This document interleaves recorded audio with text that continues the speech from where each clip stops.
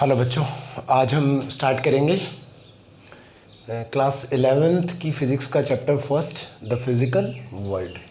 ठीक है, इस चैप्टर में ये 4 टॉपिक हैं जो इम्पोर्टेंट है।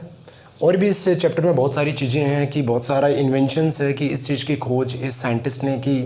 यूनिवर्स की सबसे छोटी चीज़ का मास कितना है, यूनिवर्स की सबसे बड़ी चीज़ का मास कितना है, और सबसे छोटा टाइम कितना होता है, सबसे बड़ा टाइम कितना होता है। तो ऐसे बहुत सारी छोटी छोटी चीज़ें हैं, ठीक है, जो इतनी इम्पोर्टेंट नहीं है। और जैसे जैसे हम लोग आगे के चैप्टर्स पढ़ेंगे तो वो सारी चीज़ें हम लोग उनके अंदर आ जाएगी। तो इस चैप्टर में जो इम्पोर्टेंट चीज़ें हैं वो यही चीज़ें हैं कि व्हाट इज़ फिज़िक्स। क्योंकि 10th के बाद में जैसे हम लोग 11th में आते हैं तो हम लोग जैसे साइंस की स्ट्रीम लेते हैं तो इसमें फिज़िक्स, केमिस्ट्री, बायो तीनों आ जाते हैं।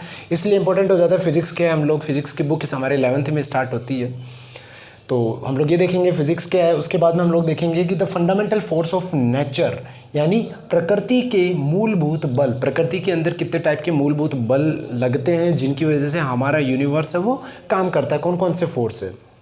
ठीक है, इसके बाद में हम लोग देखेंगे law of conservation of energy, और उसके बाद में देखेंगे आइंस्टीन इक्वेशन ऑफ मोशन, यानी ऊर्जा का संरक्षण का नियम। ये हो जाएगा आइंस्टीन की कोई गति की समीकरण। तो ये 4 टॉपिक है, ये अपन देखते हैं। तो सबसे पहला है व्हाट इज़ फिज़िक्स। ठीक है ना, यानी आपका जो भौतिक विज्ञान है वो क्या है, व्हाट इज़ फिज़िक्स।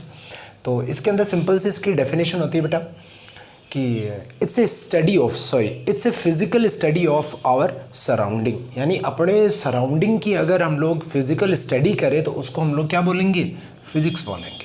अगर मान लो आपको पूछे कि व्हाट इज़ केमिस्ट्री, तो केमिस्ट्री क्या हो जाएगा, it's a chemical study of our surrounding. यानी हम अपने सराउंडिंग यानी अपने चारों जो भी वातावरण है उस वातावरण के अंदर अगर कोई भी घटना घटित होती है, उस घटना की अगर हम लोग फिजिकल रूप में अगर उसकी स्टडी करें तब तो है फिज़िक्स। और उस घटना की अगर हम लोग केमिकल नहीं रसायन, केमिकल रूप में अगर हम लोग उसकी स्टडी करें तो वो केमिस्ट्री।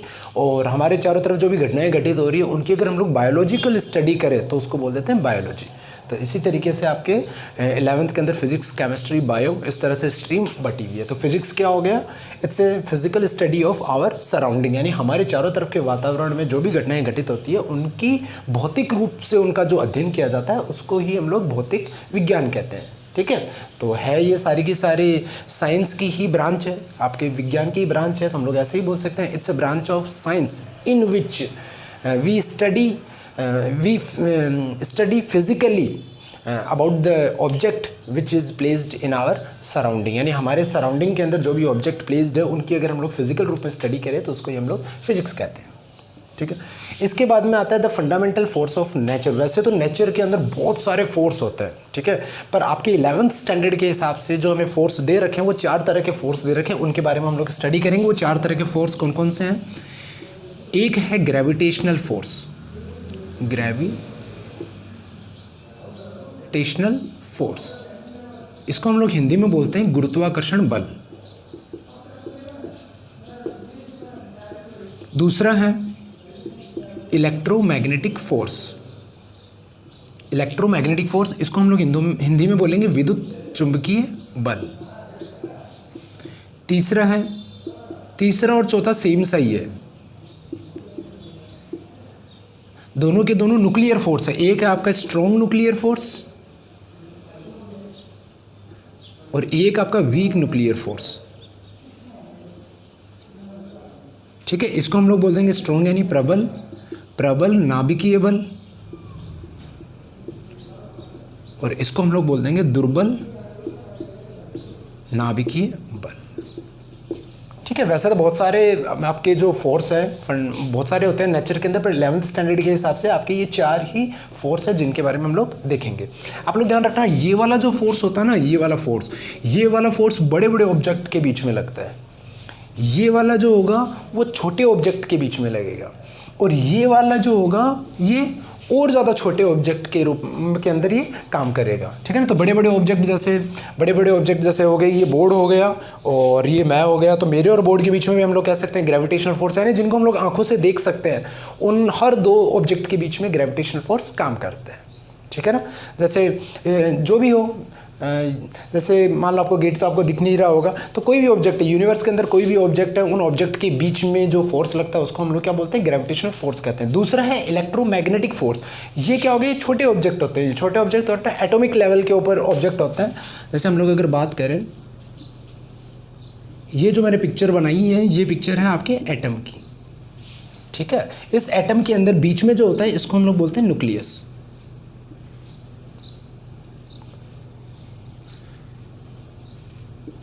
ठीक है, जिसको हिंदी में बोलते हैं नाभिक। और ये जो न्यूक्लियस होता है, इसके चारों तरफ जो सेल है, जो कक्षक बने हुए हैं, ऑर्बिट बने हुए हैं, इनके अंदर इलेक्ट्रॉन्स होते हैं, इनके अंदर इलेक्ट्रॉन्स होते हैं, ठीक है। इसको हम लोग पूरे को बोलते हैं एटम। तो अगर हम लोग इलेक्ट्रॉनिक लेवल पे देखें, एटॉमिक लेवल पे देखें, हम लोग देखेंगे इस इलेक्ट्रॉन और इस इलेक्ट्रॉन के बीच में कितना फोर्स लग रहा है, ठीक है। इस इलेक्ट्रॉन और इस इलेक्ट्रॉन के बीच में कितना फोर्स लग रहा है। या फिर न्यूक्लियस के अंदर होते हैं प्रोटॉन और न्यूट्रॉन, इस प्रोटॉन और इस इलेक्ट्रॉन के बीच में कितना फोर्स लग रहा है। मतलब एटॉमिक लेवल के ऊपर अगर हम लोग स्टडी करते हैं तो मतलब इसके अंदर जो फोर्स लगता है उसको बोलेंगे इलेक्ट्रोमैग्नेटिक फोर्स या विद्युत चुंबकीय बल, ठीक है। जैसे ये मार्कर है, तो ये मार्कर जो भी है ना, ये भी छोटे छोटे एटम से मिलकर बना होता है, ठीक है। तो एटॉमिक लेवल के ऊपर देखें कौन सा फोर्स लग रहा है, तो इलेक्ट्रोमैग्नेटिक फोर्स लग रहा है। पर लार्ज ऑब्जेक्ट के साथ में देखें कि इस ऑब्जेक्ट के और मेरे हाथ के बीच में कौन सा फोर्स लग रहा है, तब ग्रेविटेशनल फोर्स आएगा, ठीक है। और भी हम लोग छोटे ऑब्जेक्ट करें तो और भी छोटे ऑब्जेक्ट करेंगे तो वहाँ पे आपका न्यूक्लियर फोर्स आ जाएगा। न्यूक्लियर फोर्स होगा वो कहाँ लगेगा, वो इस न्यूक्लियस के अंदर लगता है, ठीक है ना। तो इसके अंदर कौन है, इसके अंदर होते हैं प्रोटॉन और न्यूट्रॉन। तो प्रोटॉन न्यूट्रॉन के बीच में या फिर प्रोटॉन प्रोटॉन के बीच में या न्यूट्रॉन न्यूट्रॉन के बीच में जो फोर्स लगता है वो लगता है आपका स्ट्रॉन्ग न्यूक्लियर फोर्स, ठीक है। फिर आप लोग हो गए सर बड़े ऑब्जेक्ट भी हो गए, एटॉमिक लेवल भी हो गया, न्यूक्लियर लेवल भी हो गया, सारे हो गए। तो सारे फोर्स तो आ गए, फिर ये वाला फोर्स कहाँ लगेगा, वीक न्यूक्लियर फोर्स। तो वीक न्यूक्लियर फोर्स लगता है वो हायर जो न्यूक्लियस होते हैं उनके अंदर लगता है, ठीक है। हायर अनस्टेबल न्यूक्लियस होते हैं जिनको हम लोग बोलते हैं radio active element. Radio active element के अंदर जो फोर्स होता है उसको हम लोग बोलते हैं वीक न्यूक्लियर फोर्स। इसको हम लोग डिटेल में देखेंगे तब हम लोग इसको देखते हैं, ठीक है।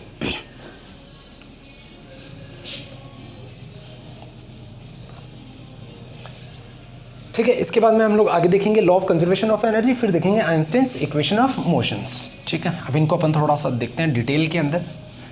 चारों फोर्स को अपन एक एक करके देखेंगे। उससे पहले थोड़ी सी बेसिक चीज़ें बच्चों वो भी आपको पता रहनी चाहिए, ठीक है। आप लोगों ने पीरियोडिक टेबल अपनी देखी होगी। पीरियोडिक टेबल के अंदर जो एलिमेंट होते हैं hydrogen, helium, lithium, beryllium, boron, carbon, nitrogen, oxygen, fluorine, neon, तो ऐसे बहुत सारे आप लोगों ने एलिमेंट देखे होंगे आपके पीरियोडिक टेबल में आवर्त सारणी के अंदर, ठीक है। एक छोटा सा एक देखते हैं, ये कोई एलिमेंट है x, यहाँ मैं लिखता हूँ z, यहाँ लिखता हूँ a। तो आप ध्यान रखना x तो आपका क्या है, एलिमेंट, ठीक है, कोई तत्व है उस आवर्त सारणी का, पीरियोडिक टेबल का कोई तत्व है, एलिमेंट है। z को हम लोग बोलेंगे एटॉमिक नंबर, हिंदी में इसको बोलते हैं परमाणु क्रमांक। किसी भी तत्व में, किसी भी एलिमेंट के अंदर जितने उसके परमाणु क्रमांक होते हैं, जितने उसके एटॉमिक नंबर होते हैं, उसमें उतने ही नंबर ऑफ इलेक्ट्रॉन होंगे और उसमें उतने ही नंबर ऑफ प्रोटॉन होंगे, ठीक है। यानी उसमें उतने ही संख्या इलेक्ट्रॉनों की होगी और उसमें उतनी संख्या प्रोटॉन की होगी। ए को हम लोग बोलते हैं एटॉमिक मास, ए को हम लोग क्या बोलते हैं, एटॉमिक मास, या फिर इसका दूसरा नाम है एटॉमिक मास या फिर परमाणु द्रव्यमान या द्रव्यमान संख्या, एटॉमिक मास, और क्या बोलते हैं इसको, हाँ ठीक है, ठीक है। इंग्लिश में बोलते हैं एटॉमिक मास, हिंदी में बोलते हैं परमाणु द्रव्यमान या फिर इसको द्रव्यमान संख्या, सॉरी बच्चों, परमाणु भार या फिर परमाणु संख्या, ठीक है, ये इसको बोलते हैं। अब देखिए बच्चों, मान लेते हैं हम लोग हमारे पीरियोडिक टेबल में से, आवर्त सारणी में से एक एलिमेंट ले रहे हैं सोडियम का। सोडियम का एटॉमिक नंबर होता है 11 और एटॉमिक मास होता है 23, ठीक है। इसको अगर हम लोग इसको डायग्राम में बनाना चाहें तो इसका डायग्राम बनेगा कुछ इस तरीके से, इस तरीके से। ये आपका सोडियम का एटम है, ठीक है। अब क्या होता है इसके अंदर, इस सोडियम के एटम में ये जो बीच में जो होता है इसको तो हम लोग बोलते हैं न्यूक्लियस, इसको बोलते हैं न्यूक्लियस यानी नाभिक, ठीक है, बेसिक चीज़ आपको पता रहनी चाहिए। अब देखिए बच्चों, इस सोडियम के एटम में हम लोग देखना चाहें कि इलेक्ट्रॉन कितने होंगे, तो आप लोग ध्यान रखना किसी भी एलिमेंट के अंदर जितना एटॉमिक नंबर होता है, जितना परमाणु क्रमांक होता है, उसमें उतने ही नंबर ऑफ इलेक्ट्रॉन और नंबर ऑफ प्रोटॉन होते हैं। यानी इस एलिमेंट के अंदर कितने नंबर ऑफ इलेक्ट्रॉन होंगे, इस एलिमेंट में नंबर ऑफ इलेक्ट्रॉन 11 होंगे, ठीक है ना। यानी इलेक्ट्रॉन तो कितने होंगे 11, और प्रोटॉन कितने होंगे, प्रोटॉन भी 11 होंगे, क्योंकि किसी भी एलिमेंट में जितना एटॉमिक नंबर होता है, जेड जितना होता है, उसमें उतना ही नंबर ऑफ इलेक्ट्रॉन और नंबर ऑफ प्रोटॉन उतने ही होते हैं। तो यानी इस सोडियम के अंदर कितने इलेक्ट्रॉन है 11, कितने प्रोटॉन है 11, ठीक है। फिर हम लोग देखते हैं इसमें न्यूट्रॉन कितने होते हैं। तो न्यूट्रॉन के लिए बच्चों आप लोग एक फॉर्मूला ध्यान रखना, A minus Z equal to neutron, ठीक है ना। एन यहाँ पर क्या बच्चों, ये रिप्रेजेंट करता है नंबर ऑफ न्यूट्रॉन को, ठीक है, यानी न्यूट्रॉन की संख्या को। A माइनस जेड, तो न्यूट्रॉन अगर फाइंड आउट कर रहा है तो फाइंड आउट कर लीजिए। 23 में से 11 घटा दीजिए, 23 में से आप लोग 11 घटाओगे तो कितना आएगा, ये आ जाएगा 12, ठीक है। तो अपन को पता चल गया कि सोडियम के एलिमेंट में कितने इलेक्ट्रॉन होते हैं, कितने प्रोटॉन होते हैं, कितने न्यूट्रॉन होते हैं। फिर इसको डिस्ट्रीब्यूट कैसे करेंगे, तो ध्यान रखना बच्चों, साइंटिस्ट ने कहा है कि न्यूक्लियस के जो अंदर है ना, इसके अंदर होते हैं प्रोटॉन और न्यूट्रॉन, ठीक है, इसको इसके अंदर रख दिया। फिर इलेक्ट्रॉन होते हैं वो इस न्यूक्लियस के भी बाहर जो सेल बने हुए हैं ना, इनके अंदर होते हैं इलेक्ट्रॉन। एक साइंटिस्ट था बच्चों जिसका नाम था पाउली, ठीक है। इन पाउली भाई साहब ने बताया था कि इलेक्ट्रॉन का डिस्ट्रीब्यूशन जो होता है, जो वितरण होता है नाभिक के चारों ओर, वो किस प्रकार से होता है। तो ध्यान रखना बच्चों, इन्होंने एक फॉर्मूला दिया था 2n², ठीक है, वो आप लोग केमिस्ट्री में उसको पढ़ोगे, पर यहाँ अपन देखते हैं कैसे डिस्ट्रीब्यूशन होता है। तो 2 इलेक्ट्रॉन तो आएंगे यहाँ, 4 5 6 7 8 इलेक्ट्रॉन आएंगे यहाँ, तो 2 और 8 10, 1 इलेक्ट्रॉन और बचेगा, वो इलेक्ट्रॉन आएगा यहाँ, ठीक है। ये डिस्ट्रीब्यूशन कैसा होता है, ये पाउली भाई साहब ने दिया, जो आपकी केमिस्ट्री में आता है। इस टाइप का सा कोई फॉर्मूला होता है 2n², ठीक है ना, अपने यहाँ काम नहीं आएगा, आपकी केमिस्ट्री का है।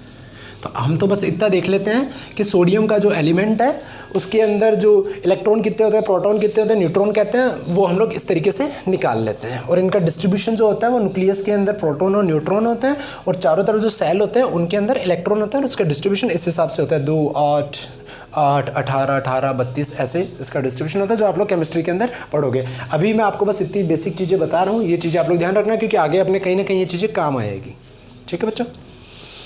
इसको मिटा देता हूँ।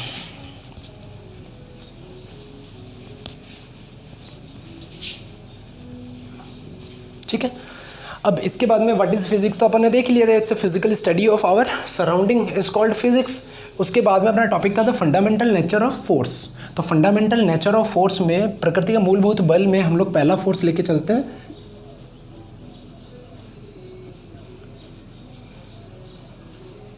ग्रेविटेशनल फोर्स,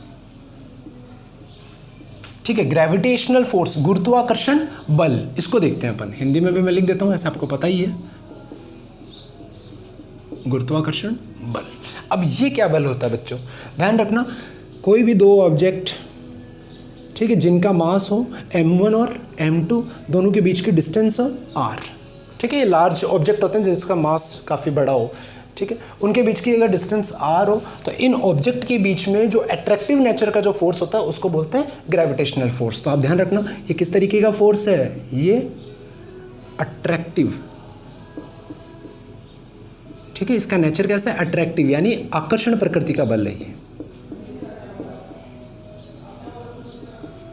ठीक है, इसकी प्रकृति कैसी है, आकर्षण प्रकृति का ये बल है, ठीक है। तो गुरुत्वाकर्षण बल की जो डेफिनेशन होगी, वो डेफिनेशन क्या होगी, ध्यान रखना बच्चों, it's a attractive force between two object which is placed at A R distance is called gravitational force, ठीक है। यानी किन्हीं दो वस्तुओं के बीच में, या किन्हीं दो पिंड, ठीक है ना, या ऑब्जेक्ट को पिंड बोलते हैं या वस्तु बोलते हैं, किन्हीं दो वस्तुओं के बीच में जिनके मध्य की दूरी r हो, तो लगने वाला जो आकर्षण प्रकृति का बल होता है उसे क्या कहते हैं, गुरुत्वाकर्षण बल कहते हैं, ठीक है बच्चों, ये आप लोग ध्यान रखना।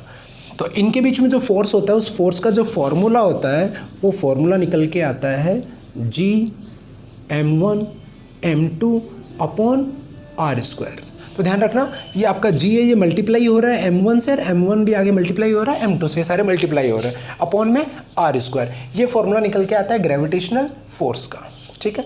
m1 m2 ये जो मैंने ऑब्जेक्ट रख रखे हैं इनके क्या है, मास है, r क्या है, दोनों के बीच की डिस्टेंस है, ठीक है बच्चों। एक चीज़ बच्चों आप लोग और ध्यान रखना, यूनिट का मेज़र, ठीक है। सारी चीज़ों को मेज़र हम लोग करते हैं किसी न किसी यूनिट में करते हैं। जैसे मैं आप लोगों को पूछूं कि एक काम करना है यार, अपन थोड़ी देर में वहाँ चलेंगे, 10:15 में वहाँ चलेंगे, या इतने सेकंड में वहाँ चलेंगे, तो अब आपको पता चल गया कि मैं किस चीज़ की बात कर रहा हूँ, मैं बात कर रहा हूँ टाइम की, ठीक है। मार्केट से सामान लाना, मैं आपको कहूँ यार चलो मार्केट से काम कीजिए, 5 kg चावल लेके आ जाइए, राइस लेके आ जाइए, तो हम लोग समझ गए कि हम लोग जो चावल है उसके मास की बात कर रहे हैं, ठीक है ना, kg। तो मास को मेज़र करते हैं हम लोग kg के अंदर, किलोग्राम के अंदर। टाइम को हम लोग मेज़र करते हैं, वैसे तो मिनट में भी कर सकते हैं, आवर में भी कर सकते हैं, सेकंड में भी कर सकते हैं, पर यूजुअली हम लोग जो फिजिक्स की भाषा में बात करेंगे तो टाइम को हम लोग सेकंड में यूज़ करेंगे। तो जब मैं सेकंड की बात करूँ तो हम लोग को पता चल जाता है हम लोग टाइम की बात कर रहे हैं। मैं किलोग्राम की बात करूँ तो हम लोग को पता चल जाता है हम लोग कहीं मास की बात कर रहे हैं। मैं कहता हूँ यार आज तो टेम्परेचर है वो 50 डिग्री के आसपास हो गया, तो हम लोग को पता चल गया कि हम लोग डिग्री मतलब हम लोग किसकी बात कर रहे हैं, टेम्परेचर की बात कर रहे हैं। तो कहने का मतलब होता है ये जो लास्ट में जो डिग्री, किलोग्राम, ये जो सेकंड है, ये क्या होते हैं, इनको हम लोग बोलते हैं यूनिट। इनसे हम लोगों को पता चल जाता है कि हम लोग कौन सी फिजिकल क्वांटिटी की बात कर रहे हैं। ये सारी फिजिकल क्वांटिटी है, टेम्परेचर हुआ, टाइम हुआ, मास हुआ, करंट हुआ, कितना करंट फ्लो हो रहा है, एम्पियर, जैसे एम्पियर में करते हैं, तो ये सब फिजिकल यूनिट है। तो इन फिजिकल क्वांटिटी की जो हम लोग डिस्कशन करते हैं तो हम लोग लास्ट के अंदर इनकी क्या लगाते हैं, यूनिट लगाते हैं, ठीक है। आपके 11th में हम लोग आगे के चैप्टर में देखेंगे, फिर भी मैं आपको यहाँ पे थोड़ा सा बेसिक बता देता हूँ। यूनिट जो होती है ये 3 तरह की होती है। एक यूनिट होती है MKS यूनिट, एक होती है CGS यूनिट, और एक यूनिट होती है FPS यूनिट। FPS यूनिट है, हम लोग जब आगे के चैप्टर में देखेंगे तब डिटेल में देखेंगे, यहाँ नहीं देखेंगे। यहाँ इसलिए नहीं देखेंगे क्योंकि यहाँ हम लोग इंडिया के अंदर जो भी मेज़र करते हैं वो सारा किस में करते हैं, MKS में मेज़र करते हैं। इनमें हम लोग मेज़र नहीं करते, तो इनको हम लोग वहाँ देखेंगे। यहाँ हम लोग सिर्फ MKS देखते हैं। देखिए MKS सिस्टम के अंदर क्या होता है, वैसे तो इनका आंसर इनके अंदर ही छुपा हुआ है। M का मतलब होता है बच्चों मीटर, M का मतलब होता है मीटर, K का मतलब होता है किलोग्राम, और S का मतलब होता है बच्चों सेकंड, ठीक है। यानी कहने का मतलब होता है मीटर किसको रिप्रेजेंट करेगा, ये रिप्रेजेंट करता है डिस्टेंस को। यानी जब भी हम लोग डिस्टेंस की बात करेंगे, दूरी की बात करेंगे, तो हम लोग उसको किस में मेज़र करेंगे, मीटर में मेज़र करेंगे, क्योंकि हमारे कौन सा चलता है, MKS सिस्टम चलता है, तो मीटर में। अगर कहीं मास है तो मास को हम लोग किस में मेज़र करेंगे, मास यानी द्रव्यमान, तो द्रव्यमान को हम लोग किस में मेज़र करेंगे, हम लोग उसको मेज़र करेंगे kg, किलोग्राम में हम लोग उसको मेज़र करेंगे। और टाइम दे रखा हो, टाइम को किस में मेज़र करेंगे, टाइम को हम लोग मेज़र करेंगे सेकंड में मेज़र करेंगे, ठीक है। ये वाला सिस्टम अपने चलता है। देखो CGS क्या होता है, CGS इसी का स्मॉल रूप होता है, ठीक है, छोटा रूप होता है। M का मतलब मीटर है, तो C का मतलब क्या होगा, मीटर का छोटा क्या होता है, सेंटीमीटर। किलोग्राम है, किलोग्राम का छोटा रूप क्या हो जाएगा, ग्राम, और इसमें भी सेकंड और इसमें भी सेकंड, ठीक है ना, सेकंड तीनों के अंदर ही सेम होते हैं। तो ये सिस्टम ध्यान रखना, हम लोग जो भी मेजरमेंट करते हैं वो कौन से में करते हैं, MKS सिस्टम में मेजरमेंट करते हैं। अब देखिए बच्चों, ये फॉर्मूला निकल के आ गया। इस फॉर्मूले के अंदर हम लोग यूनिट की बात करें, ठीक है, पहले G की वैल्यू निकाल लेते हैं। ये जो G है, इस G को हम लोग बोलते हैं यूनिवर्सल ग्रेविटेशनल कांस्टेंट,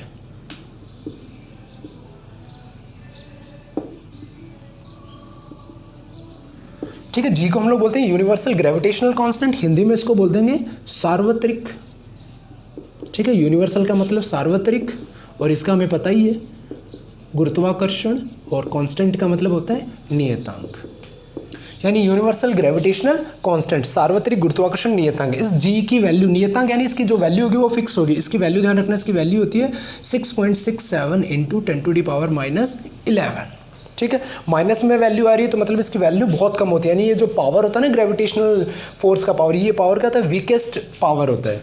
तो प्रकृति का सबसे दुर्बलतम बल है ये, ध्यान रखना बच्चों, ये प्रकृति का सबसे दुर्बलतम बल है, यानी इससे दुर्बल बल कोई है ही नहीं है, यानी वीकेस्ट फोर्स है ये वीकेस्ट फोर्स है इन नेचर, ठीक है। नेचर बोल दो या इन यूनिवर्स बोल दो, यूनिवर्स का सबसे वीकेस्ट फोर्स होता है ग्रेविटेशनल फोर्स, ठीक है। इसकी वैल्यू भी होगी। उसके बाद में देखिए बच्चों, फोर्स जो होता है, फोर्स को डेराइव किसने किया था? इसका इन्वेंशन किया था न्यूटन ने। वो आप लोगों ने बचपन में कहानी सुनी होगी, न्यूटन पेड़ के नीचे था, उसके ऊपर सेब आके गिरा। तो कहते हैं कि उसने सोचा सेब नीचे ही क्यों गिरा, तो फिर उसने स्टडी किया, बाद में पता चला कि अर्थ के अंदर कोई फोर्स होता है जो ऊपर से चीज़ों को या किसी भी चीज़ों को अपनी ओर खींचता है। तो इस फोर्स को जो नाम दिया था वो ग्रेविटेशनल फोर्स दिया था। न्यूटन ने इसकी खोज की, इसलिए जितने भी फोर्स होते हैं उनकी जो यूनिट है, उनको जो हम लोग मेजर करेंगे वो किस में करेंगे? न्यूटन में करेंगे। तो आप लोग ध्यान रखना, फोर्स की जो यूनिट होती है, इसकी यूनिट होती है आपके न्यूटन। ठीक है, न्यूटन को मैं एन से शो कर रहा हूँ, ठीक है, कैपिटल एन से। m1 m2 क्या है? m1 m2 मास है, तो इनकी यूनिट क्या हो जाएगी? इसकी यूनिट भी kg और इसकी यूनिट भी kg, किलोग्राम। ठीक है, अभी हम लोगों ने देखा। r क्या है बच्चों? r है दो ऑब्जेक्ट के बीच की डिस्टेंस, और डिस्टेंस की यूनिट क्या होती है? मीटर। ठीक है ना, इस मीटर को मैं m से शो कर रहा हूँ, कंफ्यूज मत हो ना इस m1 m लेके। ठीक है, इसकी होती है मीटर, मीटर को भी हम लोग m से। ये m1 m2 क्या है? ये मास है बच्चों, इसलिए इनकी यूनिट क्या आ गई? kg आ गई।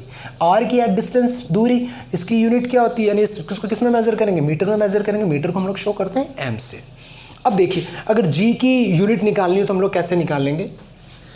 आपको पता है फॉर्मूला है आपका, F बराबर g m1 m2 upon R square. G की वैल्यू निकालोगे तो आर स्क्वायर को इधर मल्टीप्लाई कर दूँ, तो ये आ जाएगा F into R square equal to में क्या है? जी m1 m2।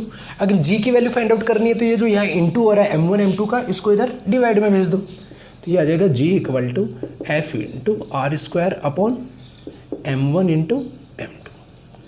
ठीक है, तो ये एक फॉर्मूला निकला जी का, F into R square upon m1 into m2। अब अगर आप लोग सबकी यूनिट लिखो तो देखिए बच्चों, एफ की यूनिट लिख रहा हूँ बच्चों, एफ की यूनिट क्या आ जाएगी? न्यूटन। आर डिस्टेंस है, डिस्टेंस की यूनिट मीटर, स्क्वायर हो जाएगा तो इसका भी स्क्वायर कर दो, अपॉन ये m1 m2 क्या है? ये m1 m2 मास है, मास की यूनिट क्या होगी? इसकी यूनिट भी kg और इसकी यूनिट भी क्या आएगी? kg। kg को kg से इंटू करोगे तो क्या आएगा? kg square. 2 kg नहीं आएगा, ध्यान रखना बच्चों।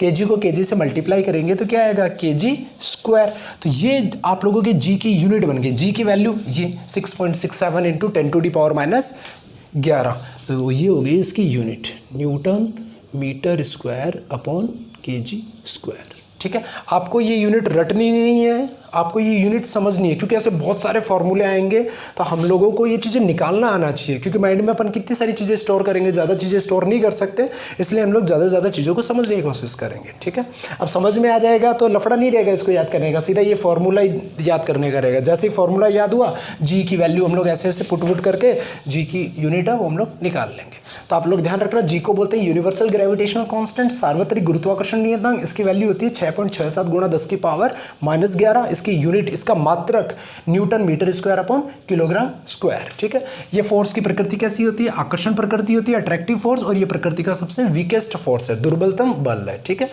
बता देता हूँ इसको।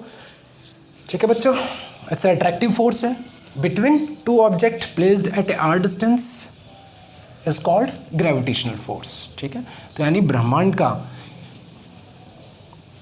किन्हीं भी दो वस्तुओं के बीच में अगर दूरी r हो तो उनके मध्य लगने वाला आकर्षण प्रकृति का बल क्या होता है? गुरुत्वाकर्षण बल होता है। इसको ही मिटा देता हूँ बच्चों। अब ग्रेविटेशनल फोर्स हो गया, इसके बाद में हम लोग देखते हैं दूसरा है इलेक्ट्रोमैग्नेटिक फोर्स।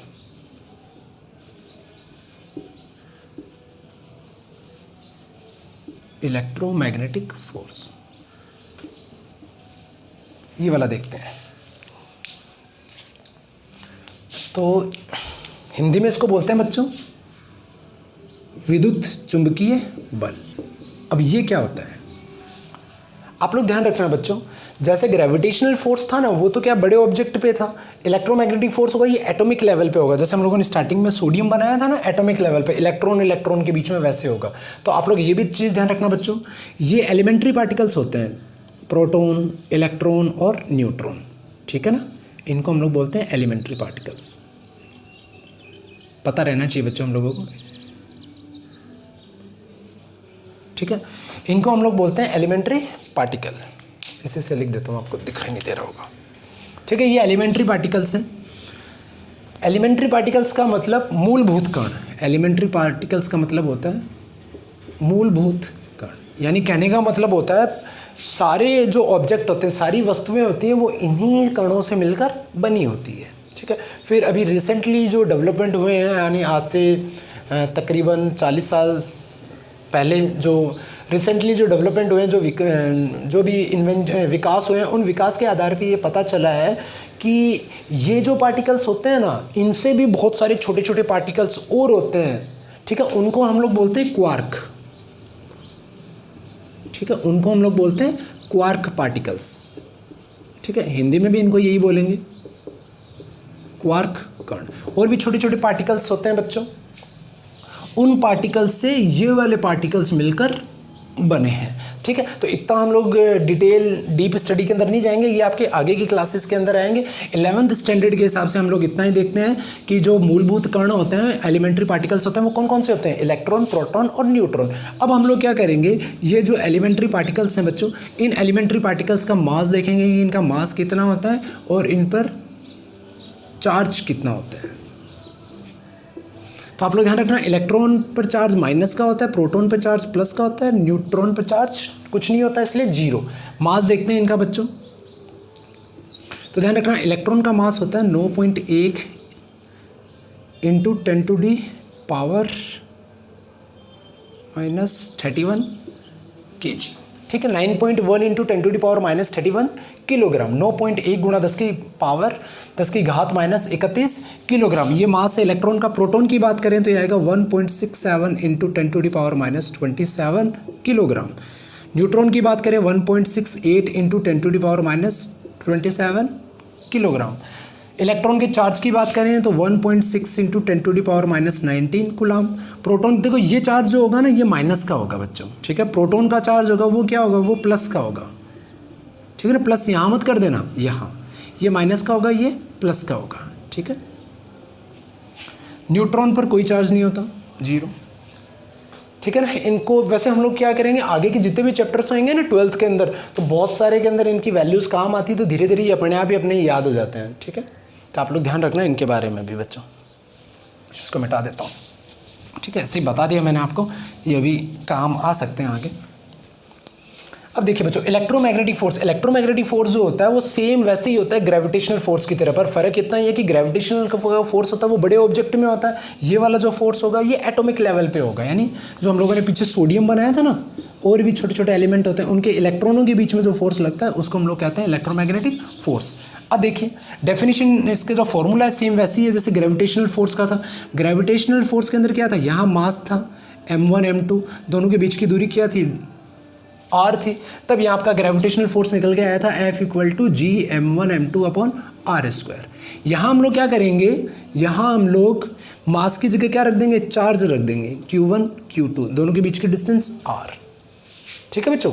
यहाँ मास की जगह चार्ज आ जाएगा, मास की जगह चार्ज आ जाएगा तो इनके बीच में जो फोर्स होगा वो फोर्स क्या हो जाएगा, आपका इलेक्ट्रोमैग्नेटिक फोर्स हो जाएगा। इस फोर्स को हम लोग बोलते हैं F = इसका फॉर्मूला आता है q1 q2 अपॉन r², समझ गए। तो यानी मास की जगह मास को रिप्लेस्ड कर देंगे बाई चार्ज से, द्रव्यमान की जगह आवेश रख देंगे, तो इनके बीच में जो फोर्स होगा उसको हम लोग बोलते हैं इलेक्ट्रोमैग्नेटिक फोर्स। एक चीज़ आप लोग और ध्यान रखना बच्चों, ये जो आपके चार्ज मैंने आपको दे रखे हैं, आवेश आपको मैंने यहाँ पे दे रखे हैं, यदि मान लीजिए ये आपके आवेश क्या हो, ये आवेश आपके स्थिर हो, ठीक है, हम लोग मान के चल रहे हैं ये स्थिर हो, पर आप लोग ध्यान रखना ब्रह्मांड के अंदर कोई भी चीज़ स्थिर नहीं है। ब्रह्मांड में सारी चीज़ें क्या होती है, गतिशील होती है। पूरा यूनिवर्स ही घूम रहा है, सारे प्लैनेट सन के चारों तरफ घूम रहे हैं, जो सारे प्लैनेट घूम रहे हैं तो हम भी घूम ही रहे हैं। तो कहने का मतलब कोई भी चीज़ स्थिर नहीं है, सारी की सारी चीज़ क्या है, गतिशील है। और छोटी चीज़ होती है उसको वैसे ही हम लोग एक जगह स्थिर नहीं रख सकते। आपके पास घर के अंदर चेयर होगी, टेबल होगी, तो वो एक जगह स्थिर है तो वो स्थिर दिखाई देती है। रूम के रिस्पेक्ट में देखें तो वो चीज़ हम लोगों को स्थिर दिखाई देती है। पर चीज़ों को हम लोग छोटा बनाता जाए, छोटे करते जाएँ तो एटॉमिक लेवल के ऊपर कोई चीज़ लेके आ जाए, एटॉमिक लेवल के ऊपर कोई चीज़ लेके आ जाए तो उस चीज़ को हम लोग स्थिर एक जगह कांस्टेंट नहीं रख सकते हैं। वो उसमें क्या होगा, कंटिन्यूसली उसके अंदर मोशंस होता रहता है। तो फिर भी ये लोग कहते हैं कि अगर मान लीजिए आपका चार्ज अगर वो आपका स्थिर हो, एक जगह फिक्स्ड हो, तो उस समय इन दोनों के बीच में जो फोर्स लगता है, इस फोर्स को हम लोग बोलते हैं कूलाम फोर्स, या इसका दूसरा नाम आ जाता है इलेक्ट्रोस्टैटिक फोर्स। ठीक है, स्टैटिक का जो मतलब होता है ना बच्चों, स्टैटिक का मतलब होता है स्थिर, इलेक्ट्रो का मतलब होता है विद्युत, स्टैटिक, ठीक है। अगर चार्ज आपका स्थिर है तो इनके बीच में जो फोर्स लगता है उसको बोलते हैं कूलम्ब फोर्स या फिर इलेक्ट्रोस्टैटिक फोर्स इसको बोलते हैं। अगर ये आपके जो चार्ज है, आवेश है, अगर ये स्थिर नहीं है, ये क्या है, गतिशील है, ठीक है। अगर ये जो चार्ज है ये आपके क्या है, मान लो v वेलोसिटी से जा रहे हैं, ये भी v वेलोसिटी से जा रहा है, Q1 और Q2, तब इनके बीच में जो फोर्स होता है, उस समय इनके बीच में फोर्स होता है तो इलेक्ट्रो वाला तो होगा ही होगा, साथ में एक फोर्स और ऐड हो जाता है मैग्नेटिक वाला। तब हम लोग, क्योंकि इस बार ये स्टैटिक नहीं है, ये मूव कर रहे हैं, तो मूव करने के कारण इनमें एक फोर्स और जनरेट हो जाता है जिसको बोलते हैं मैग्नेटिक। इसलिए कंबाइंड के अंदर हम लोग इसको क्या बोल देते हैं, इलेक्ट्रोमैग्नेटिक फोर्स बोल देते हैं। तो इलेक्ट्रोमैग्नेटिक फोर्स का मतलब आपके जो चार्ज है वो क्या है, मोशंस के अंदर है। तो एटम के अंदर जो इलेक्ट्रॉन होते हैं वो एक जगह स्टैटिक नहीं होते, एक जगह कांस्टेंट नहीं होते, वो क्या होते हैं, मूव करते रहते हैं। तो इसलिए हम लोग कह देते हैं कि इलेक्ट्रॉन के बीच में जो फोर्स लगता है वो फोर्स कैसा होता है, इलेक्ट्रोमैग्नेटिक फोर्स होता है। पर हम लोग 12th के अंदर देखते हैं कि इन चार्ज को हम लोग क्या करते हैं, स्टेशनरी रख के देखते हैं, स्टेशनरी रख के देखते हैं। स्टेशनरी मतलब इनको स्टैटिक स्थिर रख के देखते हैं, तब हम इनके बीच में जो फोर्स लगता है उसको हम लोग क्या बोलते हैं, कूलम्ब फोर्स बोलते हैं या फिर इलेक्ट्रोस्टैटिक फोर्स बोलते हैं। ठीक है, दोनों वैसे एक ही चीज़ है, कंफ्यूज मत होना, फॉर्मूला दोनों का एक ही निकल के आता है। तो यानी जब आपको दो पार्टिकल्स दे रखे हैं, इनके चार्ज है Q1 और Q2, दोनों के बीच की डिस्टेंस है R, तो इनके बीच में जो फोर्स लगेगा ये फोर्स कैसा होगा, K Q1 Q2 upon R²। ठीक है बच्चों, अब आप लोग ध्यान रखना, अगर मान लीजिए दोनों के चार्ज है, दोनों चार्ज पॉजिटिव है, तो दोनों चार्ज अगर पॉजिटिव है तो इनके बीच में जो फोर्स लगेगा उसका नेचर कैसा होगा, तो उसका नेचर होगा रिपल्सिव नेचर। ठीक है, कैसा फोर्स होगा ये, रिपल्सिव फोर्स होगा, प्रतिकर्षण प्रकृति का बल होगा।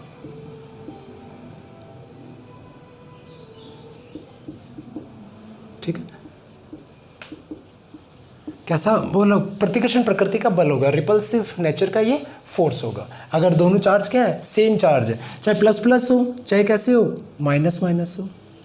ठीक है, सेम चार्ज के बीच में क्या होता है, रिपल्सिव होता है, प्रतिकर्षण होता है, तो ये फोर्स किस नेचर का होगा, प्रतिकर्षण प्रकृति का होगा, रिपल्सिव नेचर का होगा। अगर सपोज करो मान लो ये चार्ज ऑपोजिट नेचर के हैं, ये प्लस है ये माइनस है, या फिर मान लो ये चार्ज प्लस है और ये वाला माइनस है, तब ऑपोजिट नेचर हो गया, एक प्लस एक माइनस है, तो इनके बीच में जो फोर्स होगा उसकी नेचर क्या होगा, उसकी प्रकृति क्या होगी, तब उसकी प्रकृति हो जाएगी अट्रैक्टिव। ठीक है, तो ये हो जाएगा अट्रैक्टिव नेचर ऑफ फोर्स। ठीक है, तब इसकी प्रकृति हो जाएगी आकर्षण प्रकृति का बल। ठीक है, तभी आकर्षण प्रकृति का बल हो जाएगा। तो कहने का मतलब इलेक्ट्रोमैग्नेटिक फोर्स होता है, इसका नेचर दोनों होता है, इसका रिपल्सिव फोर्स का भी नेचर होता है और अट्रैक्टिव नेचर का भी इसका फोर्स होता है। तो इसके अंदर दोनों नेचर इसके अंदर होते हैं, आकर्षण प्रकृति का बल भी है और प्रतिकर्षण प्रकृति का भी बल भी है, जबकि ग्रेविटेशनल केवल और केवल आकर्षण प्रकृति का था, अट्रैक्टिव नेचर का था। इसमें दोनों नेचर होते हैं, एक चीज़ आप लोग ये ध्यान रखना। ठीक है, और ये जो बल होता है ये स्ट्रॉन्ग होता है as compare to gravitational force.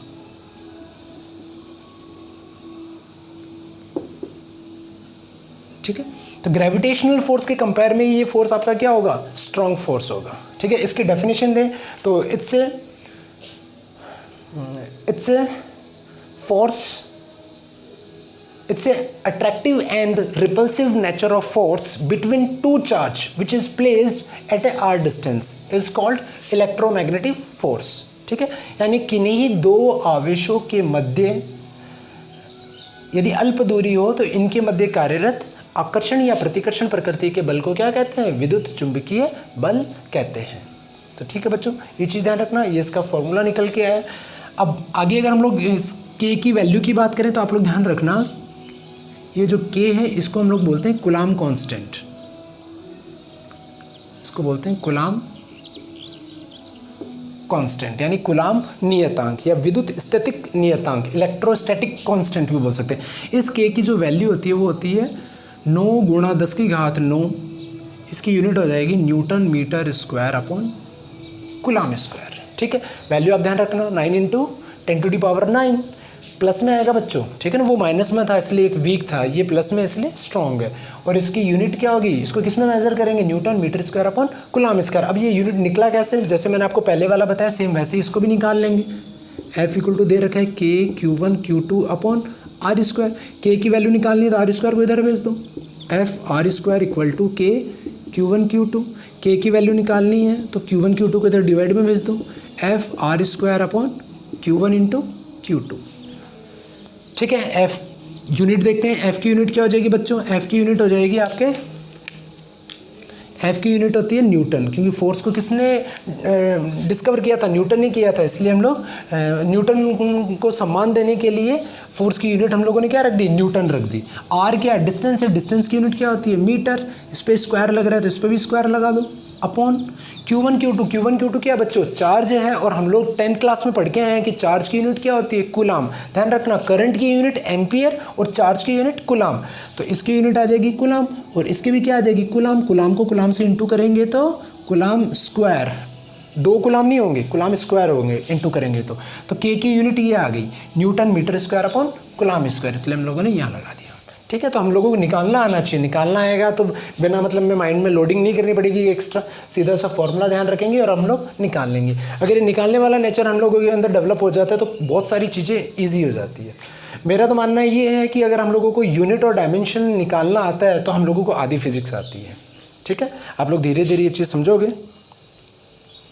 ठीक है, इसके बाद में नेक्स्ट अगला देखते हैं। और एक चीज़ आप लोग और ध्यान रखो बच्चों, मैंने यहाँ पे लिखा ना, ये स्ट्रॉन्ग होता है as compare to gravitational force, गुरुत्वाकर्षण बल की तुलना के अंदर ये क्या होता है, प्रबल होता है। अगर हम लोग देखना चाहें कि कितना प्रबल होता है तो आप लोग ध्यान रखना, मान लीजिए कोई 2 ऑब्जेक्ट है, उनके मास दे रखे हैं। ठीक है, अगर मास दे रखे हैं, अगर उनके बीच में अगर ग्रेविटेशनल फोर्स 1 है, उसका मान कितना आता है, ग्रेविटेशनल फोर्स का मान 1 न्यूटन आता है।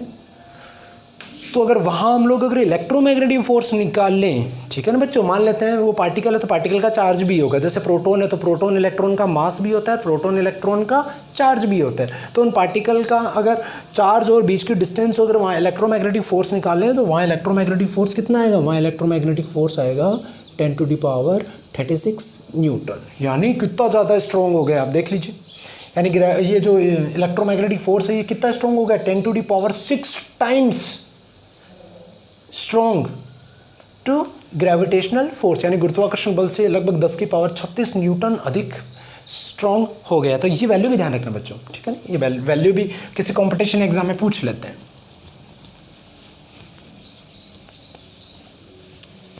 ठीक है, तो इट्स अट्रैक्टिव और रिपल्सिव नेचर ऑफ फोर्स है between 2 charge which is placed at A distance r is called electromagnetic force. इसके बाद में बच्चों तीसरा है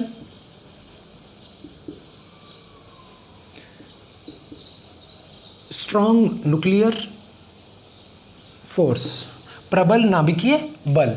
ये देखते हैं बच्चों, इसमें नाम से ही पता चल रहा है, प्रबल नाभिकीय बल, नाम से ही पता चल रहा है कि ये बल कहाँ लग रहा है, नाभिक के अंदर लग रहा है, न्यूक्लियस के अंदर लग रहा है। तो हम लोग ये बना लेते हैं कोई न्यूक्लियस, ठीक है, इसको हम लोग क्या बोलते हैं, न्यूक्लियस। और आपको पता है नाभिक के अंदर कौन रहते हैं, नाभिक के अंदर प्रोटॉन और न्यूट्रॉन रहते हैं। अगर हम लोग बात करें सोडियम की तो इसका एटॉमिक नंबर 11 और एटॉमिक मास 23। तो अगर मैं यहाँ प्रोटॉन के नंबर निकालना चाहूँ तो प्रोटॉन भी 11 आएगा, इलेक्ट्रॉन भी 11 आएगा और न्यूट्रॉन कितना आएगा, 23 में से 11 माइनस कर दो 12।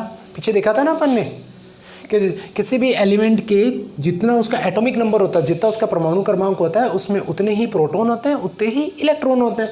तो इसके परमाणु क्रमांक 11 है तो प्रोटॉन इलेक्ट्रॉन 11, और नंबर ऑफ न्यूट्रॉनों की संख्या निकालनी है तो हम लोग क्या करेंगे, इन दोनों का अंतर ले लेंगे, 23 में से 11 को घटा दो, कितना आएगा 12, तो न्यूट्रॉन ये आ गए। हमें पता है न्यूक्लियस नाभिक के अंदर कौन होते हैं, नाभिक के अंदर प्रोटॉन और न्यूट्रॉन होते हैं।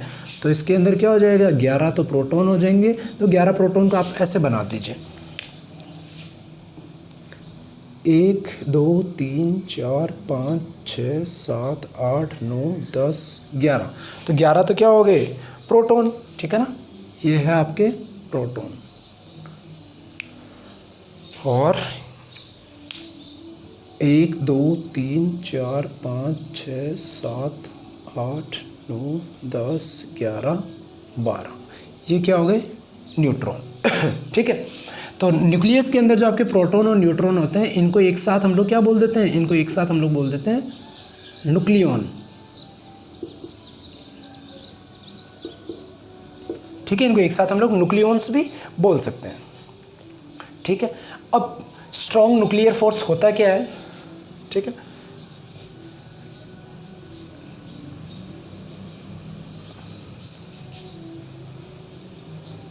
अब ध्यान रखना बच्चों, जो आपका न्यूक्लियर फोर्स होता है ये क्या करता है, इस न्यूक्लियस के अंदर जो प्रोटॉन और न्यूट्रॉन है इनको आपस में बांध के रखता है कि ये इस न्यूक्लियस से बाहर नहीं चले जाए। आप लोग ये भी ध्यान रखना, ये जो मैंने स्फीयर बनाया है, जो मैंने गोला बनाया है, इसकी त्रिज्या कितनी होती है ये भी ध्यान रखना बच्चों। इसकी त्रिज्या होती है 10⁻⁻15 मीटर, यानी इसकी त्रिज्या कितनी होती है 10⁻⁻15 मीटर। रेडियस, ये जो मैंने गोला बनाया है इसकी त्रिज्या इतनी होती है। तो ये इतने से स्मॉल रेडियस, इस स्मॉल रेडियस से जो स्फीयर बना है, जो गोला बना है, इसी गोले के अंदर ये प्रोटॉन और जो न्यूट्रॉन है ये इसके अंदर ही रहते हैं, इससे बाहर नहीं आते हैं। आपको पता है बाहर तो कौन है, इलेक्ट्रॉन है, बाहर प्रोटॉन न्यूट्रॉन तो है नहीं। तो न्यूक्लियस के अंदर प्रोटॉन और न्यूट्रॉन को बांधने के लिए जिस बल की आवश्यकता होती है उस बल को ही हम लोग क्या कहते हैं, न्यूक्लियर फोर्स कहते हैं। और ये प्रकृति का सबसे प्रबलतम बल है, स्ट्रॉन्गेस्ट फोर्स है, इसलिए हम लोग इसको बोल देते हैं स्ट्रॉन्ग न्यूक्लियर फोर्स। ठीक है, तो इसकी डेफिनेशन क्या आ जाएगी, न्यूक्लियर फोर्स की इसकी डेफिनेशन आ जाएगी, it's a attractive nature of force, ठीक है, विच बाइंड्स प्रोटॉन और न्यूट्रॉन इन न्यूक्लियस। यानी नाभिक में प्रोटॉन और न्यूट्रॉन को बांधने के लिए जिस आकर्षण प्रकृति के बल की आवश्यकता होती है उस बल को हम लोग क्या कहते हैं, प्रबल नाभिकीय बल कहते हैं। ठीक है बच्चों, सिंपल सी इसकी डेफिनेशन है, आप लोग ध्यान रखना। देखिए ये इसका जो नेचर है, इसका नेचर हम लोगों ने कैसा बताया, इसका नेचर होता है अट्रैक्टिव नेचर।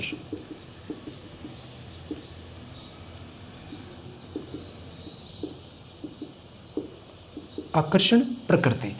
तो आप लोग ध्यान रखना बच्चों, आपको पता है प्रोटॉन और प्रोटॉन, आपको पता है प्रोटॉन पर कैसा चार्ज होता है, प्लस, प्रोटॉन पर कैसा आवेश होता है, प्लस। तो प्लस, ये भी प्लस, ये भी प्लस, ये भी प्लस, सारे तो को प्लस प्लस है, रेड वाले जो भी सारे प्लस प्लस चार्ज है। तो इनके बीच में क्या होगा, सेम सेम चार्ज है, तो सेम सेम चार्ज के बीच में क्या होगा, प्रतिकर्षण होगा, रिपल्सिव होगा। उसके रिपल्सिव होगा तो ऐसे चांसेस है कि ये इसको रिपेल करेगा और इसको यहाँ से बाहर निकाल देगा। फिर भी हम लोग देखते हैं कि न्यूक्लियस के बाहर तो इलेक्ट्रॉन होते हैं, प्रोटॉन तो होते नहीं है। तो इसका मतलब इसके अंदर कोई ऐसा बल है जो इनको क्या कर रहा है, बाहर नहीं जाने दे रहा है, इनको बाइंड करके रख रहा है। उसी फोर्स को हम लोग क्या बोल देते हैं, न्यूक्लियर फोर्स बोल देते हैं। और ये तब प्रबल बल होता है, इनको बाहर जाने नहीं दे रहा है, इसलिए हम लोग इसको स्ट्रॉन्ग न्यूक्लियर फोर्स बोल देते हैं। अंदर बांध के रख रखा है, अट्रैक्टिव नेचर का, इसलिए हम लोग बोलते हैं इस फोर्स का नेचर कैसा होता है, अट्रैक्टिव नेचर होता है, आकर्षण प्रकृति होती है।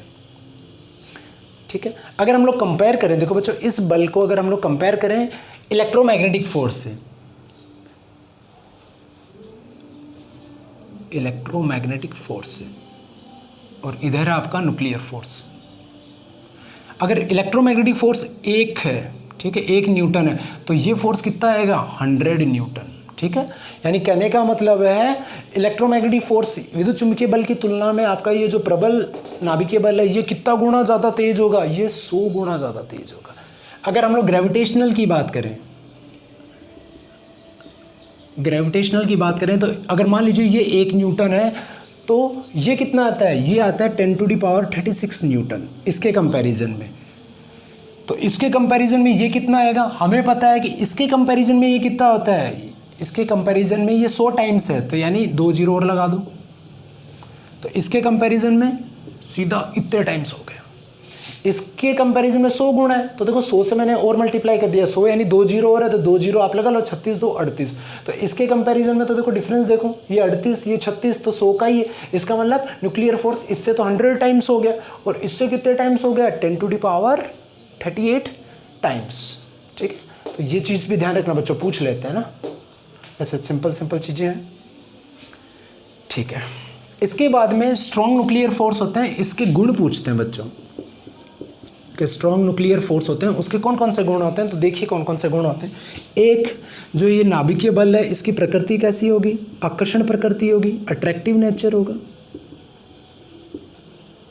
ठीक है, एक तो इसकी प्रकृति कैसी होगी, ये बल कैसा होगा, आकर्षण प्रकृति का बल हो गया, हम कह सकते हैं नाभिकीय बल एक आकर्षण प्रकृति का बल है। दूसरा, लघु परास में ही प्रभावी है, यानी कहने का मतलब ये जो नाभिकीय बल होता है इसकी रेंज कितनी होती है, शॉर्ट रेंज। और ये शॉर्ट रेंज होती कितनी है, ये होती है 10⁻⁻15 मीटर, यानी 10⁻⁻15 इतने मीटर की रेंज पे जो गोला बना हुआ है जिसको हम लोग नाभिक बोल रहे हैं, ये यहीं प्रभावी होता है। इससे जैसे थोड़ा आगे बढ़े तो यहाँ पर फिर आपका ये नाभिकीय बल नहीं लगता है, इसके बाहर कौन सा बल लगेगा, यहाँ विद्युत चुंबकीय बल लगता है, यानी ये लघु परास में ही ये बल होता है, वो क्या होता है आपका, प्रभावी होता है। तीसरा, ये जो बल है ये आवेश पर निर्भर नहीं करता, आवेश पर निर्भर नहीं करता, मतलब ये चार्ज इंडिपेंडेंट होता है। ठीक है, चार्ज इंडिपेंडेंट होता है, अपन को ही पता है। ये जो प्रोटॉन इन पे प्लस प्लस होता है, प्लस प्लस में रिपेल करना चाहिए, तो एक प्रोटॉन को बाहर भेज देना चाहिए, फिर भी बाहर नहीं भेजते, अंदर के अंदर ही इनको बांध के रखते हैं। तो इसलिए हम लोग को पता चल गया कि ये जो स्ट्रॉन्ग न्यूक्लियर फोर्स है ये इन चार्ज पर डिपेंड ही नहीं करता, इसको कोई फर्क नहीं पड़ता कि यहाँ पे प्लस रखा हुआ है या फिर कोई न्यूट्रल है। ये इसका काम बस इतना ही है कि सबको क्या करना है, बांध के रखना है। तो स्ट्रॉन्ग न्यूक्लियर फोर्स का तीसरा गुण है, तीसरी प्रॉपर्टी क्या होगी, ये क्या होता है आपका, चार्ज इंडिपेंडेंट होता है। चौथा, ये स्ट्रॉन्गेस्ट फोर्स है, ये स्ट्रॉन्गेस्ट फोर्स है इन यूनिवर्स। ठीक है, तो यानी इस ब्रह्मांड का सबसे प्रबलतम बल है कौन सा, स्ट्रॉन्ग न्यूक्लियर फोर्स, प्रबल नाभिकीय बल है, ये ब्रह्मांड का सबसे प्रबलतम बल है। स्ट्रॉन्गेस्ट फोर्स इन यूनिवर्स बोल दो या इन नेचर बोल दो। ठीक है, तो ये कुछ इसकी प्रॉपर्टीज़ है, ये आप लोगों को ध्यान रखनी है बच्चों। ठीक है, इसके बाद में नेक्स्ट है वीक न्यूक्लियर फोर्स।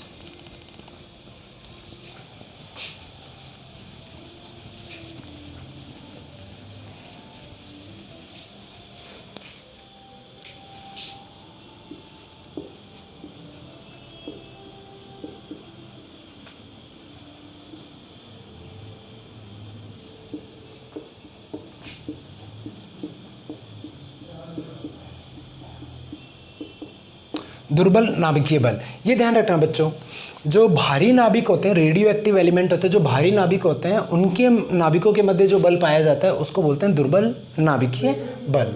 ठीक है, ये वैसे इतना इंपॉर्टेंट नहीं है, आप लोग ध्यान रखना। इससे क्या होता है, ये इससे इस जो भारी नाभिक होते हैं ना रेडियो एक्टिव, उनके अंदर बीटा डीके की प्रोसेस होती है। यहाँ पर बस ये चीज़ ध्यान देने के लिए दादा। ठीक है वीडियो, अरे इसमें बीटा डीके की प्रोसेस होती है। बीटा डीके का मतलब क्या होता है, कोई भी रिएक्शन होती है एलिमेंट में तो उनके अंदर इलेक्ट्रॉन बाहर निकलता है। ठीक है ना, आउटकम। ठीक है, इलेक्ट्रॉन बाहर निकलता है, आउटकम ऑफ इलेक्ट्रॉन होता है बीटा डीके के अंदर। तो आप लोग ध्यान रखना, बीटा डीके की प्रोसेस किस में होती है, वीक न्यूक्लियर फोर्स में होती है। वीक न्यूक्लियर फोर्स कौन से एलिमेंट के अंदर लगता है, तो आप लोग ध्यान रखेंगे जो भारी, जो हैवी न्यूक्लियस होते हैं, जो जिनको हम लोग रेडियो एक्टिव एलिमेंट बोलते हैं, उन रेडियो एक्टिव एलिमेंट के अंदर जो फोर्स लगता है उसको बोलते हैं वीक न्यूक्लियर फोर्स। और उनके अंदर कौन सी प्रोसेस होती है, बीटा डीके की प्रोसेस होती है। बीटा डीके की प्रोसेस के अंदर क्या होता है, उन जो एलिमेंट होते हैं, जो न्यूक्लियस होते हैं, उनके अंदर इलेक्ट्रॉन बाहर निकलता है। तो इसको हम लोग एक छोटा सा एक एग्जाम्पल ले सकते हैं। ठीक है, कोई भी भारी एलिमेंट है उसका एक न्यूट्रॉन लेता हूँ बेटा मैं यहाँ पे।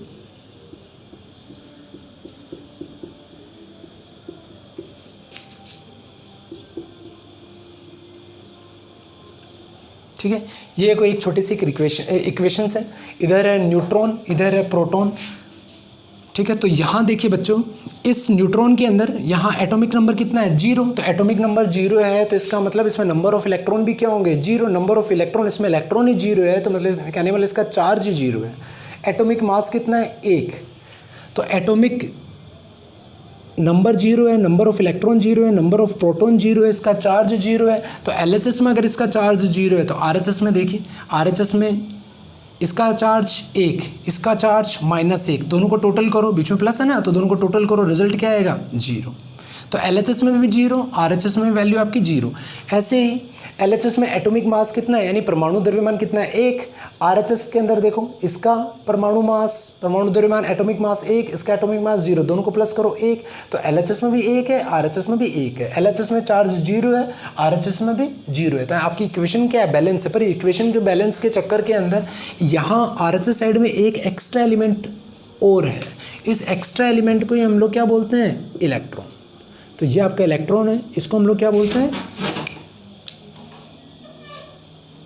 प्रोटॉन, और इसको क्या बोलते हैं, न्यूट्रॉन। यानी बीटा डीके वाली प्रोसेस के अंदर जब न्यूट्रॉन प्रोटॉन के अंदर चेंज होता है तो एक और एलिमेंट निकलता है जिसको हम लोग बोलते हैं इलेक्ट्रॉन, या इसी को ही हम लोग बोल देते हैं बीटा पार्टिकल। ठीक है, और इस प्रोसेस को हम लोग बोल देते हैं बीटा डीके। और भी एक्स्ट्रा एलिमेंट निकलता है, न्यूट्रिनो टाइप के और भी छोटे छोटे एलिमेंट्स निकलते हैं, और साथ में निकलती है एनर्जी, जिसका हम लोग बहुत सारी चीज़ों में काम में ले सकते हैं इस एनर्जी को। ठीक है, बस इसमें इतना ही है।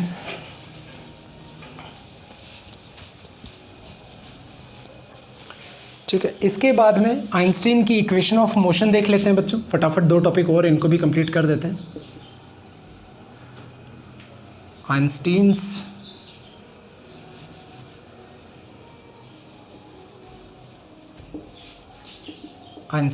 Equation of motion. तो ये ध्यान रखना बच्चों, आइंस्टीन एक इक्वेशन दी थी E = mc²। इस इक्वेशन के कारण आइंस्टीन को नोबेल प्राइज़ भी मिला था। ये इक्वेशन क्या थी बच्चों? m है आप लोगों का मास, किसी भी पार्टिकल का मास, E है आपकी एनर्जी, और c आपका है बेटा स्पीड ऑफ लाइट। और स्पीड ऑफ लाइट आप लोगों को पता ही होती है बेटा, लाइट की स्पीड क्या होती है? लाइट की स्पीड होती है 3 × 10⁸ मीटर/सेकंड, 3 × 10⁸ मीटर बटा सेकंड। देखो इस इक्वेशंस का रिजल्ट क्या है? इस इक्वेशंस का रिजल्ट ये है कि अगर सपोज कीजिए आपके पास में कोई पार्टिकल है जिसका मास क्या है? m। उस पार्टिकल को अगर आप स्पीड ऑफ लाइट के स्क्वायर से अगर फेंकते हो, ठीक है, स्पीड ऑफ लाइट कितना? 3 × 10⁸। इस स्पीड के डबल से इसका स्क्वायर करो। स्क्वायर का मतलब इसी वैल्यू को वापस यहाँ रख के मल्टीप्लाई करो। 10⁸ को 10⁸ से वापस मल्टीप्लाई करोगे तो बेस सेम है, तो 8 पावर ऐड हो जाएगी, 10⁻16 बन जाएगा। 3 को 3 से मल्टीप्लाई करोगे तो 9, तो यानी 9 × 10⁻16। और पार्टिकल का मास, कोई भी मास हो, 5 kg, 2 kg, 3 kg, उसको इससे मल्टीप्लाई करोगे तो एक अलग वैल्यू और निकलेगी। ये कहते हैं कि वो जो अलग वैल्यू होगी ना, वो एनर्जी की होगी। तो कहने का मतलब है किसी भी पार्टिकल को अगर स्पीड ऑफ लाइट से अगर आप लोग उसके स्क्वायर से अगर फेंकते हो तो वो पार्टिकल, मान लीजिए ये पार्टिकल, इसको स्पीड ऑफ लाइट के स्क्वायर से अगर मैं फेंकता हूँ तो जैसे इसको फेंकूंगा तो ये पार्टिकल आग में कन्वर्ट हो जाएगा, यानी एनर्जी में कन्वर्ट हो जाएगा। तो आइंस्टीन ने यही बताया था कि किसी पार्टिकल को स्पीड ऑफ लाइट से फेंकते हैं तो वो पार्टिकल किस में कन्वर्ट हो जाता है? वो पार्टिकल एनर्जी में कन्वर्ट हो जाता है। तो इससे हम लोग कह सकते हैं कि मास को एनर्जी में और एनर्जी को मास में हम लोग चेंज कर सकते हैं, ठीक है ना। तो ये आइंस्टीन की इक्वेशन ऑफ मोशन है, E = mc²। ये भी आप लोग ध्यान रखोगे, ठीक है। इसके बाद में एक लास्ट टॉपिक है अपना, फिर अपन इसको चैप्टर को यहीं ख़त्म करते हैं। Law of conservation of energy, यानी ऊर्जा का संरक्षण का नियम। ऊर्जा संरक्षण का नियम, ऊर्जा संरक्षण का नियम ये क्या कहता है? Law of conservation of energy क्या कहता है कि energy neither be created nor be destroyed. Energy neither be created nor be destroyed, it can only be converted from one form to another form, ठीक है। तो law of conservation of energy आपका क्या हो गया? ये हो गया कि एनर्जी को आप न तो नष्ट कर सकते हो और न ही एनर्जी को आप क्या उत्पन्न कर सकते हो। इसे एक रूप से दूसरे रूप में आप क्या कर सकते हो? चेंज कर सकते हो, रूपांतरित कर सकते हो। इसे हम लोग कहते हैं law of conservation of energy. Energy neither be created nor be destroyed, it can only be converted from one form to another form, it's called law of conservation of energy, ठीक है ना। तो न तो इसको उत्पन्न कर सकते हैं न इसको नष्ट कर सकते हैं। इसको हम लोग एक इक्वेशन से समझ सकते हैं बच्चों।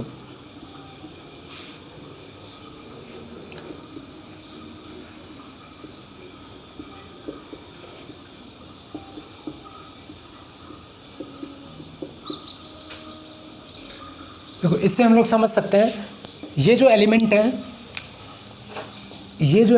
इस एलिमेंट को हम लोग बोलते हैं यूरेनियम, ठीक है, जिससे एनर्जी मिलती है। ये जो एलिमेंट होता है ये रेडियो एक्टिव एलिमेंट होता है और ये ज़मीन के अंदर पाए जाते हैं। केरला साइड में थे, अब तो इनके ख़त्म हो गए। इनके ज़मीन के अंदर से ये एलिमेंट मिलते हैं, इनको रेडियो एक्टिव एलिमेंट बोलते हैं। ज़मीन में से जैसे ही इन एलिमेंट्स को निकालते हैं तो इन एलिमेंट से अल्फ़ा बीटा गामा ऐसी हानिकारक विकिरणें निकलती है जो शरीर पे पड़ने से शरीर पे कैंसर हो सकता है। जब ये जो रेडियो एक्टिव एलिमेंट है, जैसे ये नेचर के कांटेक्ट में आता है तो ये एलिमेंट टूटकर 2 छोटे छोटे एलिमेंट में डिवाइड हो जाता है। ये वाले एलिमेंट को तो हम लोग बोलते हैं थोरियम और इस एलिमेंट को हम लोग बोलते हैं हीलियम,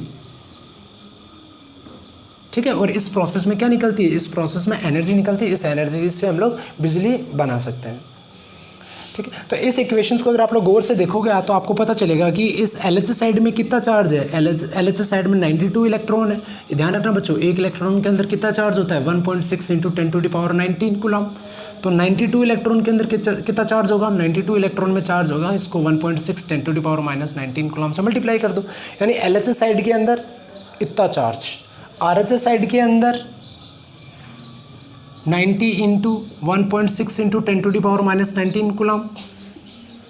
2 इलेक्ट्रॉन यहाँ है तो 2 इंटू 1.6 इंटू 10⁻⁻19 कूलम।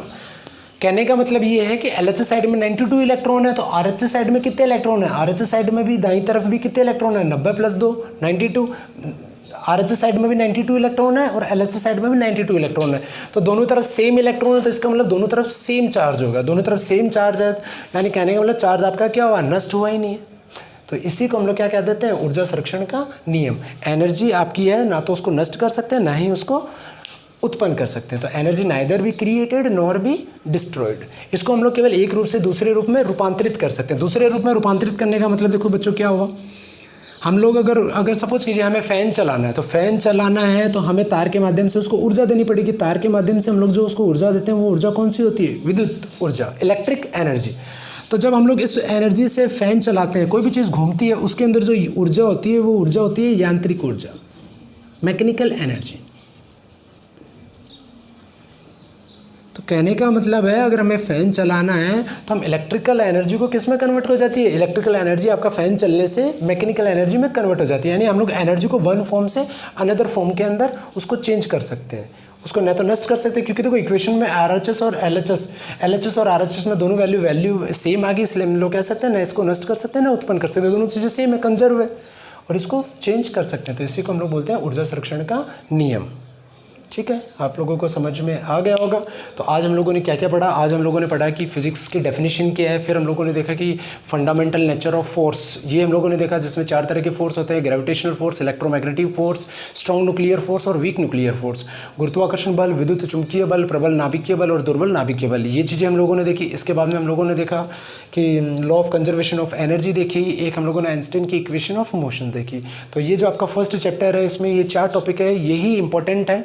और भी इसके अलावा बहुत सारी चीज़ें और हैं। वो जो चीज़ें हैं कि इस चीज़ का इन्वेंशन किसने किया, बड़ी जो ऑब्जेक्ट है उसका मास कितना है, छोटे का मास कितना है, बड़े वाला टाइम कितना है, छोटे का टाइम कितना है, ऐसे बहुत सारी छोटी छोटी चीज़ें और हैं।